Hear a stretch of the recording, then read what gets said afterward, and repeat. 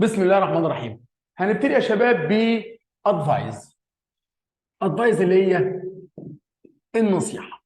النصيحه ازاي انا اقدر اقدم ادفايز نصيحه بالانجلش؟ طبعا في عندي كلمه should او shouldn't اللي بتساوي عندي ought to، ده بتساوي shouldn't بتساوي oughtn't to plus infinitive زائد المصدر. تمام كده يا شباب؟ اوكي، دول بمعنى ايه؟ يجب ان بقدم بيها الادفايز اللي هي النصيحه بتاعتي. طب ايه النصيحه؟ يا باشا النصيحه انا بنصحك ان النفع او الضرر عايد عليك انت، فالنصيحه ليك انت بصفه شخصيه. طيب اي حاجه زي كده يا اولاد بتحتاج حاجه اسمها السبورتيف سنتنسز، الجمل الداعمه او الجمل الليدنج اللي بتقودني للكلام ده. ايه منها يا اولاد؟ منها يا شباب كلمه it's advisable، من المنصوح به. بعد كده for plus object زائد object اللي هو المفعول. بعديها بيجيب لي to plus infinitive زائد الفعل في الايه؟ في المصدر. it's advisable منصوح به for فلان to كذا، او it's desirable كده يا شباب مرغوب به. for برضه نفس الكلام، to هتكمل معايا. ممكن اجي اقول لك my advice، نصيحتي to you is to، وكمل الجمله بتاعتي. ممكن اجي اقول لك I advise you، انا بنصحك to، وكمل الجمله بتاعتي. ممكن اجي اقول لك if I were you، لو كنت مكانك I would، وهتكمل الجمله بتاعتنا. كلام سليم كده يا شباب؟ اوكي. طيب ممكن فريده تقول لي ايه يا استاذ محمد انت عطلت ما تكمل؟ اقول لك لا يا فريده ما اقدرش اكمل، عشان لو انا كملت هملى البورد بتاعتنا كلها. ليه؟ الفكره العامه يا شباب ايه؟ ان في الادفايس، في النصيحه، انت حضرتك بتستعمل اني سويت اكسبريشن، اي تعبير لطيف، تعبير خفيف. يعني اقول له ايه؟ اعتقد دي حاجه كويسه انك تعمل كذا، نصيحتي ليك انك تعمل كذا، ماي ادفايس تو يو از تو كذا، يا عم دي حاجه حلوه. اي تعبير لطيف هيديني معنى الادفايس بتاعتي او النصيحه. التعبيرات حسب ما انتوا امبروفايز ترتجلوا، اي امبروفايزيشن منكم، اي ارتجال في تعبيرات سويت لطيفه فيها تخفيف شويه، خلاص يا جماعه ده ادفايس. طيب بنستعمل الكلام ده ازاي؟ اجي مثلا على سبيل المثال اقول لك ايه؟ اقول لك she should، هي يجب revise، انها تراجع her lessons، دروسها regularly اللي هي بانتظام. ادي كلمه should بقت advice. لكن دي بتساوي عندي it's advisable، اطبق اولاد الكلام اللي فوق اهوت for her. ما اقدرش اقول she، لان بعد for ده بروبوزيشن هيجيب لي بعديها object اللي هو الايه؟ المفعول to revise، انها تراجع، وهتكمل الجمله بتاعتنا عادي جدا جدا جدا. ادي كده يا ولاد دي جزئيه. كل الكلام ينطبق على ده، بس لاحظ ان فور، وخلي بالكم يا ولاد معايا مش في القاعده دي بس، ان فور المفعول اي قاعده في الانجليش طالما عندي حرف جر يجي وراها اوبجكت اللي هو ضمير الايه؟ المفعول. تمام لحد كده؟ تمام. طيب نشوف بقى حاجه. نشوف يا جماعه، لو جه عندي في جمله من الجمل، او لو جه عندي المودلز، مودلز يا ولاد بسميها الافعال الناقصه بتاعتنا، اللي هي will would shall should can could may might وكلمه must. في احيانا بيبقى في غلطه ان الناس تقول ايه؟ will والماضي would، can والماضي could، shall والماضي should، may والماضي might. اقول له لا، الكلام ده مش سليم، مفيش حاجه اسمها كده في الانجليش اصلا. دي اسمها موديل فيربز، افعال ناقصه، لسبب بسيط جدا، ان ملهاش عندي تصريفات. ويل دي كلمه، ووت كلمه ثانيه خالص، شال كلمه، وشوت كلمه ثانيه. بدليل يا شباب ان شال معناها سوف، ازاي الماضي بتاعها يبقى شوت بمعنى يجي؟ ازاي يعني؟ تيجي ازاي يعني؟ شال سوف الماضي منها شوت، ده يجي منين الكلام ده اصلا؟ واخدين بالكم كده يا ولاد معايا؟ اوكي. طيب انما ايه حكايه وض وشد وكد؟ دي بنسميها يا اولاد الصوره الماضيه، يعني شكل الماضي ممكن اعوض بيه على الماضي، لكن هي مش الماضي. نقول دليل تاني كده لفريده عندي وزياد. يعني مثلا يا فريده قلت لك ايه؟ زياد might arrive tomorrow، ربما يصل غدا.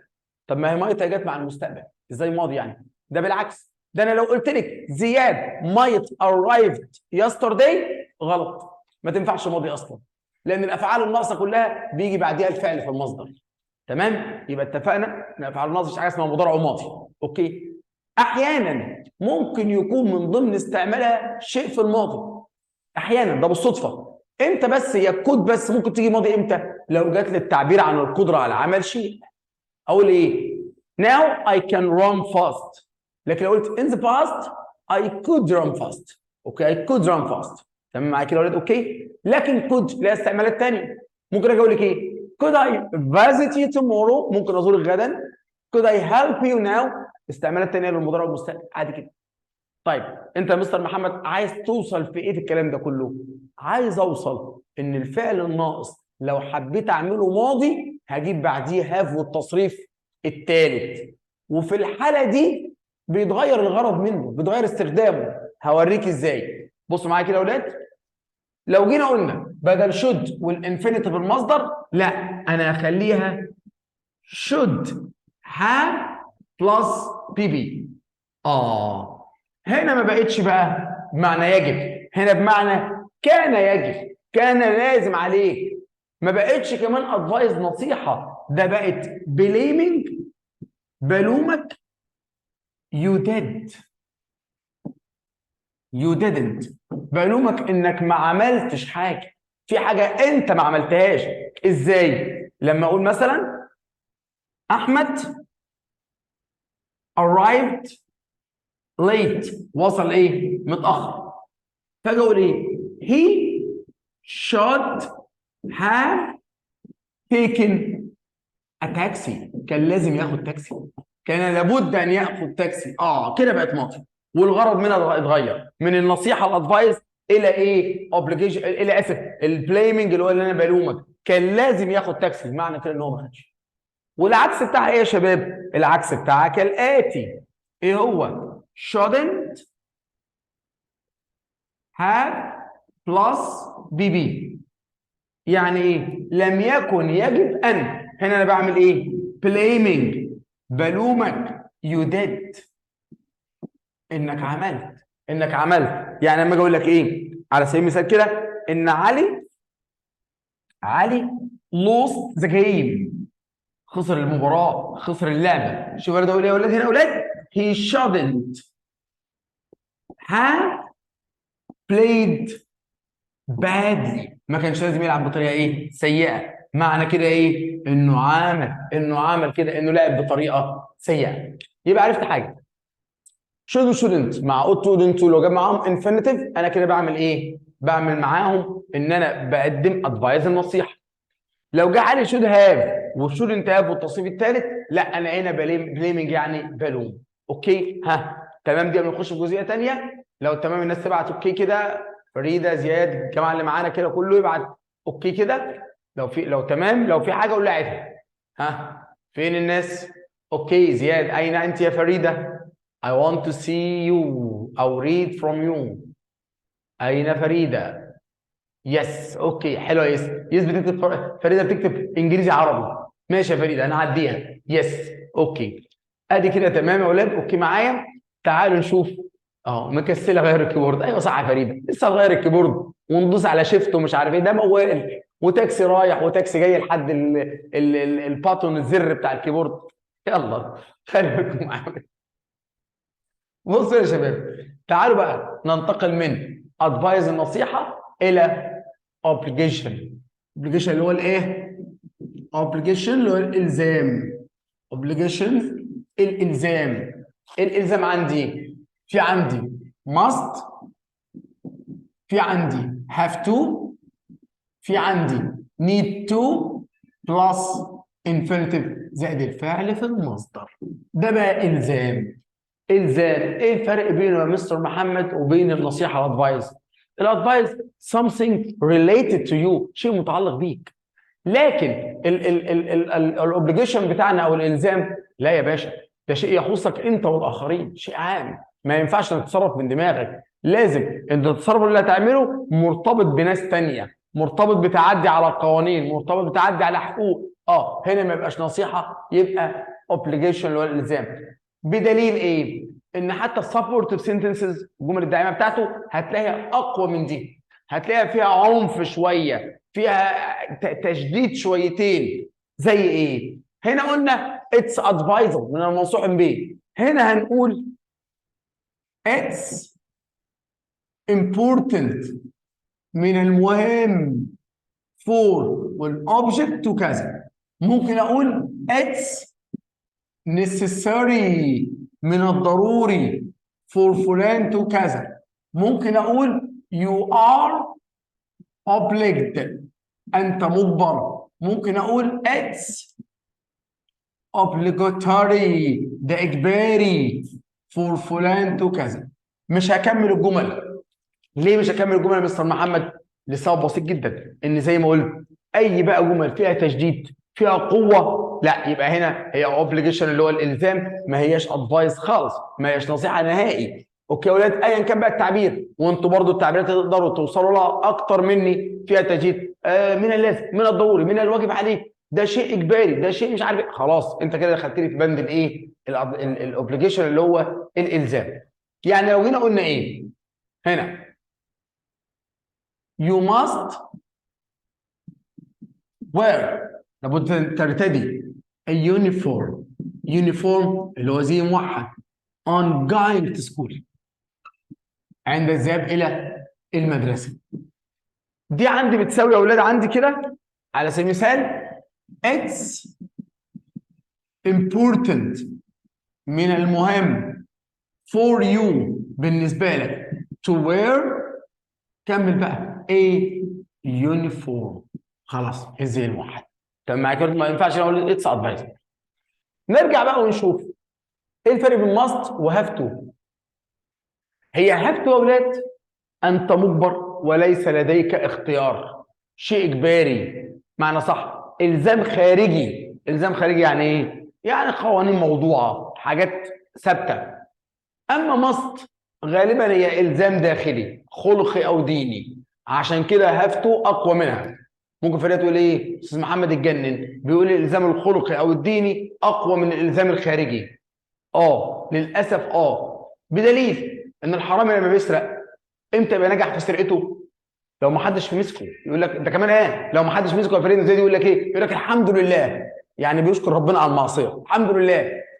اذا هو خايف من مين؟ مش خايف من ربنا، خايف من مين؟ خايف من قوانين الدنيا لو مسكوا الشرطه او حاجه. عشان كده خلوا الالزام الخارجي اقوى من الالزام الداخلي الخلقي او الايه او الدين. يعني على سبيل المثال كده لما اجي اقول لك ايه؟ you must انت يجب obey انك تطيع your parents والديك. هنا افضل ايه؟ افضل must لانها الزام داخلي، الزام خلقي، تطيع your parents. لكن لو جيت قلت لك ايه؟ you have to، لابد انك obey انك تطيع the law القانون، لازم تطيع القانون. لان الزام خارجي انت ما عندكش اختيار. وممكن الوقت تيجي في الاكسبريشنز، يعني ممكن فريده تقول لي ايه؟ اقول لها او زياد، اقول لزياد ليتس جو اوت نخرج يا زياد، فزياد يقول لي نو اي هاف تو فينيش ماي ورك توداي، لازم اسلم شغل النهارده، اي ويل هاند ات تومورو، اسلمه بكره. عرفت من كلمه هاف تو هنا ايه؟ ان زياد ما عندوش حل تاني، ما قداموش اختيار، ده غصب عنه، ان ما سلمش بكره الواجب بتاعه والشغل بتاعه هتحصل كارثه. تمام يا ولاد معايا كده يا اولاد؟ اوكي. الى جانب ان مصر شوف بقى العكس تماما، تفضل مع القواعد، قواعد المدرسه، قواعد العمل، مش القوانين الرسميه المكتوبه، القواعد بتاعتها. ادي فرق. الفرق الثاني ايه؟ ليه خلوا هاف تو اقوى من مصر؟ هاف تو يا اولاد ممكن استخدمها في مختلف الازمنه. هاف تو اهي. ازاي؟ هاف تو ممكن هاف تو تبقى مع في البريزنت، انت عندك have to وهاز to. اوكي. عندنا في الباست انا عندي had to. عندي في الفيوتشر في المستقبل will have to. اوكي. طيب ده كده في الايه؟ في الاثبات. طب انا عايز احول كل ده لنفي. النفي بتاعت have to هتبقى don't have to. النفي بتاعت has to هتبقى doesn't have to. ادي الاثنين. اذا جيت انا had to هتبقى didn't have to. اوكي يا ولد معايا؟ خلاص didn't have to. didn't have to. will have to won't have to. بس خلي بالكم يا ولاد، النفي بتاعهم مش الزام. النفي بتاعهم مش الزام خالص. هناخده في الاخر واوريك النفي بتاعهم ايه. لكن النفي بتاع have to هي have to وhave to وwill have to الزام شديد في المستقبل، الزام قوي جدا. لكن النفي بتاعهم مش الزام خالص، وهناخده في اخر الحصه بتاعتنا وهقول لك يطلع ايه بالظبط. بس باكد اهو تاني، دول في النفي ما يدوش الزام، ده بتغير المعنى.